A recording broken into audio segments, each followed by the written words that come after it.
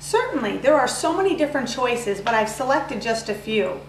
Today, so many people live in so many different places that cremation is often chosen because it's much more affordable to send cremated remains back to a particular place as opposed to having to send a whole body. This is a TSA Approved Urn. It can be x-rayed, and that's the key, so that when you get to the airport, you're not finding yourself in a compromising position where the airlines is not able to actually get inside the urn to see what it actually is. It's a plastic box covered with a silk lining. There's still many people that are very traditional today, and they want to bury the cremated remains in a cemetery. Something like this is an urn vault. It is airtight, element tight, and it does not allow anything to come in or out. This would be considered an urn vault for a cemetery.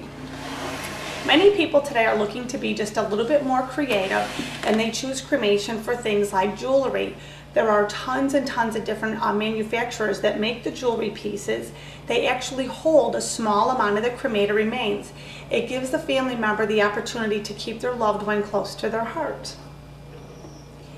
Cremated remains can be divided, and many people today will divide the cremated remains amongst a multitude of family people. Maybe there's a daughter that lives in California and a daughter in New York. Well, how do you choose who's going to get mom's cremains? Now there's options where you can have keepsakes. These are also very useful if a family chooses to spread the cremated remains in one place and they're not going to have a place to go back and visit. They can have a little piece of mom right in their own home. For those that are not fans of dividing the cremated remains, there's the option of actual statuary. And this is a solid bronze urn with a dolphin. There are so many different themes that are equated with cremation. People that are gardeners or golfers. There is virtually no urn out there that cannot be found or created.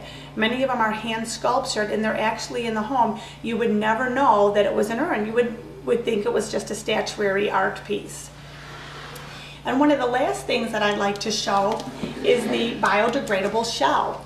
Today, many people are attracted to water. So instead of just sprinkling the cremated remains on the surface of the water, of which in many cases they will float for a period of time, we've created the urn shell. And what this does is it gives families the opportunity to take their loved one out on a boat. They can have a ceremony on their boat. Sometimes people will do a toast or have food and have music. While doing so, the shell will actually bob in the water for approximately a half an hour, and then as the bottom of it disintegrates, it will gently then sink down. It's a nice way to memorialize a loved one. Instead of having the tradition of burial in a cemetery, it's burial at sea. Excellent.